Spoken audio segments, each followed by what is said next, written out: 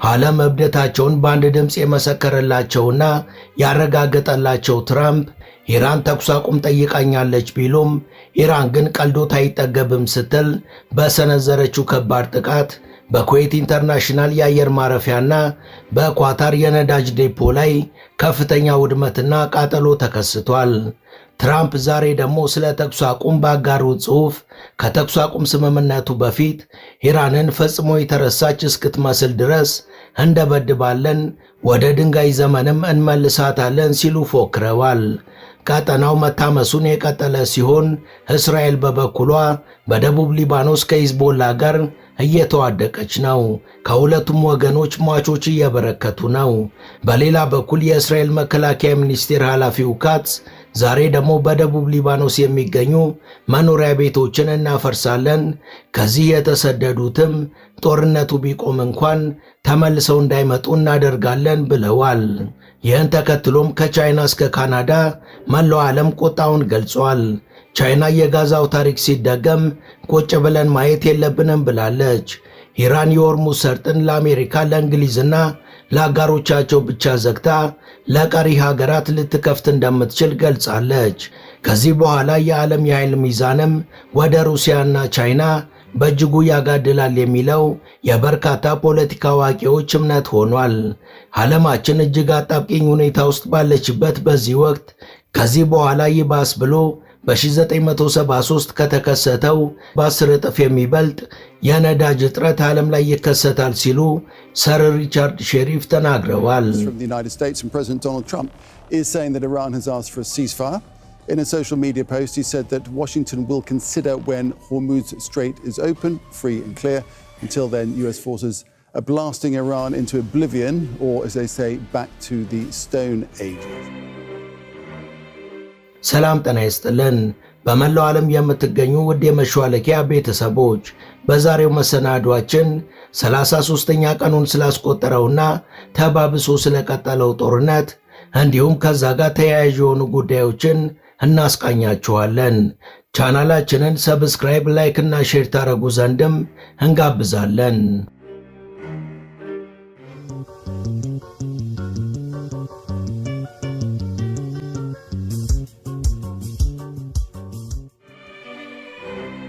የባህረ ሰላጤው ቀጠና በእጅጉ እየታመሰ ነው።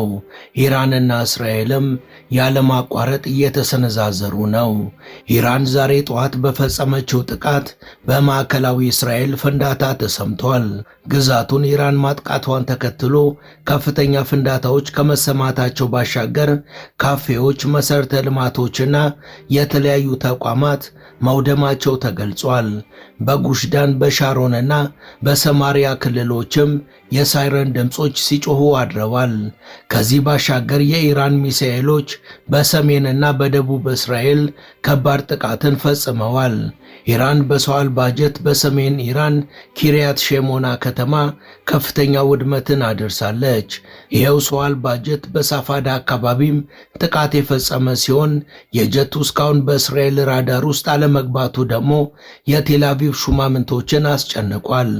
ጀቱን የመፈለግ ሥራውም ተጠናክሮ ቀጥሏል። በሌላ በኩል የእስራኤል ጦር ከየመን ወደ ደቡብ እስራኤል የተተኮሰ ሚሳኤልን ማምከኑንና በአደጋው ምንም አይነት ጉዳት አለመድረሱን ገልጿል። በደቡብ እስራኤል ከዲሞና ግዛት ከተሞች እስከ አሽቀሎን የኢራን ድሮኖች ጥቃት ሲያደርሱ አድረዋል። ከፍተኛ ውድመትም በስፍራው ደርሷል።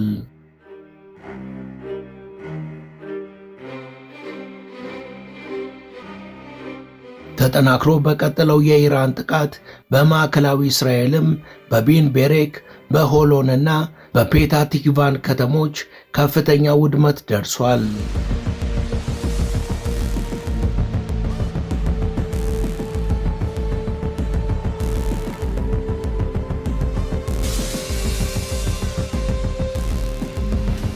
በቢን ባራክ ባለፎቅ አፓርታማ ተጎድቷል። እንዲሁም በሆሎንና በፔታ ቲክቫ ክፍት ቦታዎች ላይ የእሳት ቃጠሎ ተነስቷል። እስራኤል በበኩሏ በቴሄራን ላይ ከባድ ጥቃትን ፈጽማለች። ከቴሄራን ባሻገርም በአፋዝ፣ በሺራዥ፣ በኢስፋን፣ በካራጅ፣ በኮርማንሻህና በብሩክ አባስ ከተሞችም ፍንዳታዎችን ያስከተለ ከባድ ድብደባን ፈጽማለች። በሌላ በኩል ኢራን ባደረሰችው ጥቃት በኩዌት አውሮፕላን ማረፊያ ላይ ከባድ እሳት ተነስቷል። እሳቱ እስካሁን እንዳልጠፋም ተገልጿል። በኤርፖርቱ በሚገኙ የነዳጅ ታንኮች ላይም ከባድ ውድመት ደርሶ ፍንዳታዎች ተከስተዋል። ባህሬን በበኩሏ የሲቪል መከላከያ ሰራተኞች ኩባንያ ላይ ከፍተኛ ጥቃት እንደተፈጸመባት ገልጻለች። አሜሪካም ቴሄራን በሚገኘው ቶፊቅ ዳሩ የመድኃኒት ጥሬ ዕቃ ክፍልን ደብድባ የምርምርና የልማት ዲፓርትመንቱን በማውደም በብሔራዊ የሕክምና አቅርቦት ሰንሰለት ላይ ከፍተኛ መስተጓጎልን ፈጥራለች።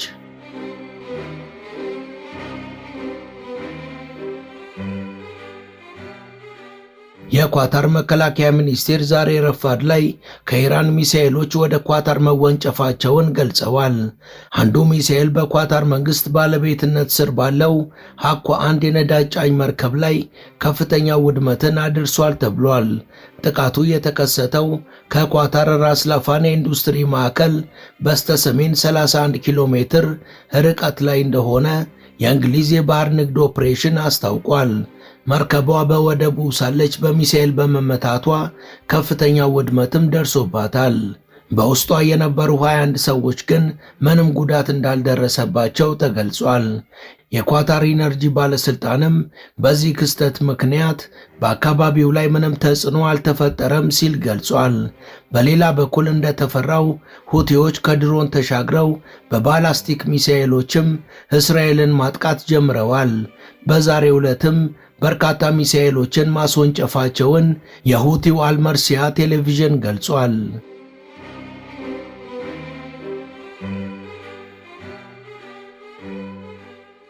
ሂዝቦላ በደቡብ ሊባኖስ ከእስራኤል ጦር ጋር እልህ አስጨራሽ ጦርነት ውስጥ መሆኑን ገልጿል።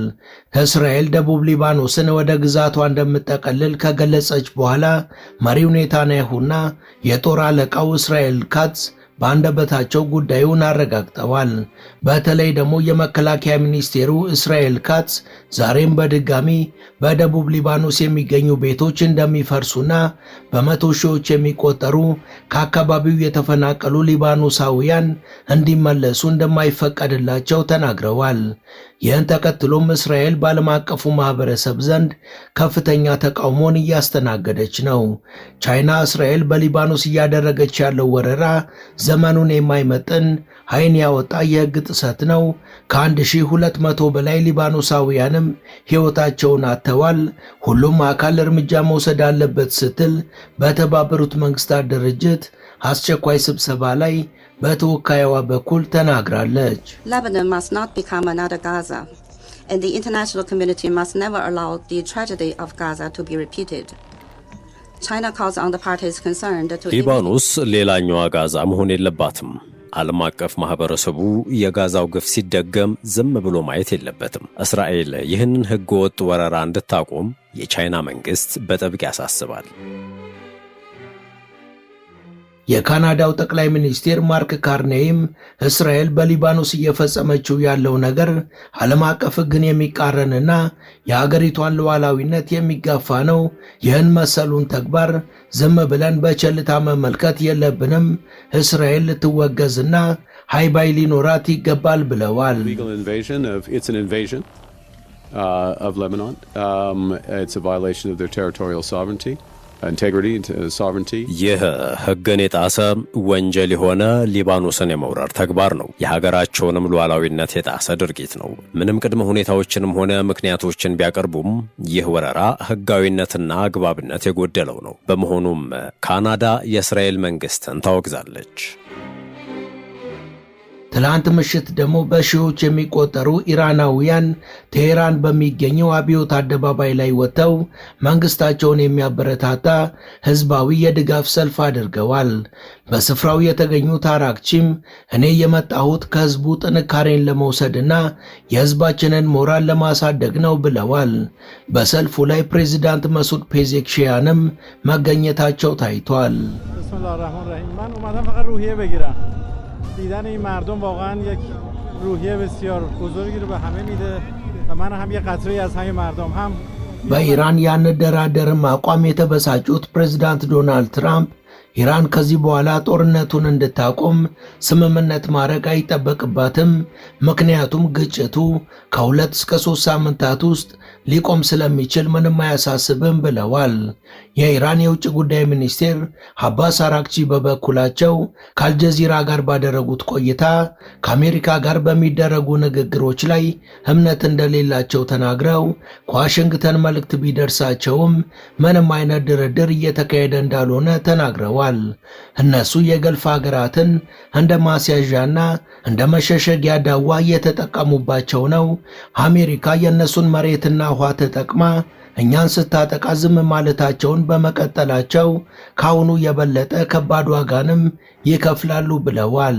إن استخدام الولايات المتحدة لأراضي وأجواء ومياه هذه الدول ضد إيران هو حقيقة، ونحن نضرب فقط الأهداف الأمريكية الموجودة في هذه الدول. አሜሪካ የአረብ ሀገራትን መሬት አየርና ውሃ እየተጠቀመች ነው።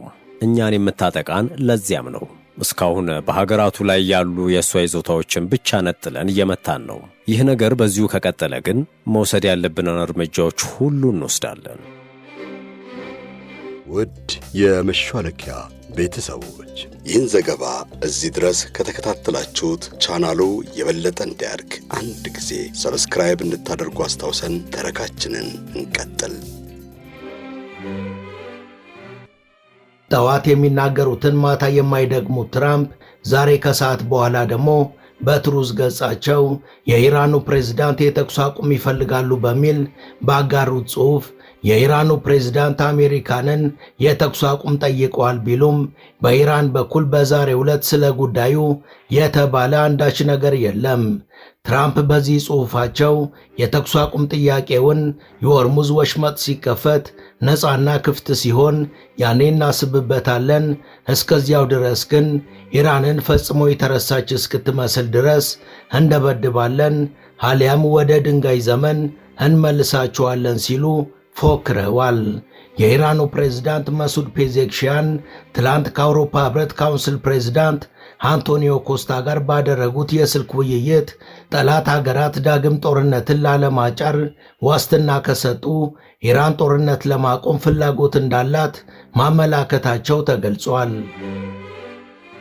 በኢራን የተፈጸመውን የሽብር ድርጊት ተከትሎ ኢራን የአሜሪካ የቴክኖሎጂ ኩባንያዎችን ኢላማ ለማድረግ ቃል ገብታለች። ኢራን ከዕለተ ረቡዕ አፕሪል 1 ምሽት ጀምሮ ለደረሰባት የሽብር ጥቃት ህጋዊ ኢላማዎች የሆኑትን ማይክሮሶፍት፣ ጎግል፣ አፕል፣ ኢንቴል እና ቦይንግን ጨምሮ 18 የአሜሪካ የቴክኖሎጂ ኩባንያዎችን እንደምታጠቃ ዝታለች። የኢራን ህዝብ ላይ ግድያ በማቀድና በመተግበር ላይ የአሜሪካ አይሲቲ እና ኤአይ ኩባንያዎች ቁልፍ ሚናን እየተጫወቱ ነው ሲል አብዮታዊ ዘቡ ገልጿል። ከዚህ ባሻገር እስራኤል የኒኩለር ነገርን ካሰበች ችግር የለውም፣ አስደንጋጭ ለሆነ ሰርፕራይዝ ብቻ ራሷን ታዘጋጅ ሲል አብዮታዊ ዘቡ ገልጿል። ኢራን አሜሪካና እስራኤል ለከፈቱባት ጦርነት ሁሉን አቀፍ ዝግጅት አድርጋለች ሲሉ በደቡብ ኢራን የሆርሙዝ ግዛት አስተዳዳሪ መሐመድ አሹሪ ታዚያኒ ተናግረዋል። እስራኤል ኒኩለርን የምትጠቀም ከሆነም ችግር የለውም፣ ዓለም ላይ ስማቸውን እንደገና ለማጥፋት ከፈለጉ እንጀምርና ማን የተሻለ እንዳለው ይታያል ብለዋል። ግና ወደዛ ደረጃ እንደማንደርስ ተስፋ እናደርጋለን። እስከዛው ግን የሚያስገርሙ አንዳንድ ክስተቶች ሊኖሩ ይችላሉ ብለዋል። በሌላ በኩል በሳውዲ አረቢያ አልካራጅ በሚገኘው የአሜሪካ አብራሪዎች መኖሪያ ላይ ኢራን ጥቃት ሰንዝራለች። የኢራን አብዮታዊ ዘብ ኤሮስፔስ ክፍል አዛዡ ጀነራል ሰይድ ማጂድ ሙሳቪ ጥቃቱ መፈጸሙን አረጋግጠዋል። በሳውዲ አረቢያ አልካራጅ በሚገኘው የአሜሪካ አብራሪዎችና የበረራ ሰራተኞች መኖሪያ ላይ የኢራን ሰው አልባ አውሮፕላኖችና ሚሳኤሎች ጥቃት ማድረሳቸው ተገልጿል።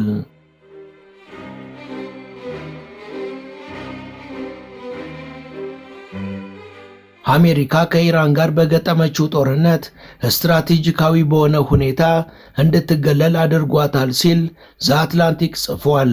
የመካከለኛው ምስራቅ ግጭት አሜሪካንን በተዛባ ሁኔታ ላይ ያስቀምጧታል። በተለይ ከቀሪ ምዕራባውያን ሀገራት ጋር ያላት የረጅም ጊዜ ትብብር ከመሰረቱ መፍረሱ እንዲሁም አጠቃላይ የዓለም ስትራቴጂካዊ ይዞታዎችን ለማጣትና ለሩሲያና ለቻይና ጥቅሞቿን አሳልፋ ለመስጠት መገደዷ ሀገሪቷን ወደፊት በእጅጉ የሚያከስር ይሆናል። በተለይ ደግሞ ከቬንዙዌላው ክስተት ጀምሮ ዓለም አቀፋዊ የፖለቲካና ኢኮኖሚያዊ ውዝግቦች ላይ በስፋት መዘፈቋ ታማኝነቷንና ተቀባይነቷን አሳጥቷታል። የአሜሪካ በዓለም አቀፍ ደረጃ ጉምቱ የነበሩ ወዳጆቿን ማጣቷ ከነበራት በጎ ተጽዕኖ አንድ ክፍለ ዘመን ወደ ኋላ ይመልሳታል ሲሉ የፖለቲካ አዋቂዎች ተናግረዋል። ከጥቂት ዓመታት በፊት ሌሎች ሀገሮች የአሜሪካንን አመራር በንቃት ያበረታቱ፣ ይደግፉ፣ ይሳተፉም ነበር።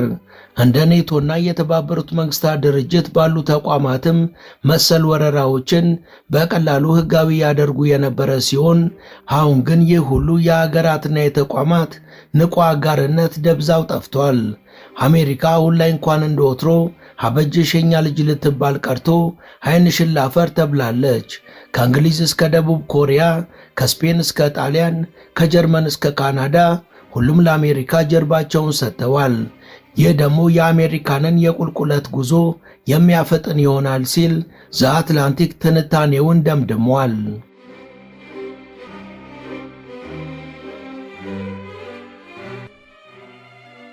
የአሁኑ የኢራን ጦርነት እንደ ግሪጎሮሳውያን የዘመን ቀመር በ1973 ከተከሰተው የነዳጅ ቀውስ በላይ በ10 እጥፍ የከፋ ኢኮኖሚያዊ ትርምስ ሊፈጥር ይችላል ሲሉ የቀድሞ የኔቶ አለቃ የነበሩት ሰር ሪቻርድ ሼሪፍ ተናግረዋል። በተለይ ደግሞ የአሜሪካ የምድር ጦርን ወደ ኢራን መላክ ከቁጥጥር ውጭ የሆነ ውዝግብንና የኢኮኖሚ ድቀትን ያስከትላል ሲሉ ሰር ሪቻርድ ሼሪፍ አክለው ገልጸዋል። ሰር ሪቻርድ ከዛ ባሻገር እግረኛ ወታደሮችን ወደ ኢራን የማሰማራቱ ተግባር የዓለም ኢኮኖሚን በተሳሳተ መንገድ የመንዳት አቅም ያለውና ጥልቅ የሆነ ዓለም አቀፍ አለመረጋጋትን የሚፈጥር ከባድ ስህተት ነው ብለዋል።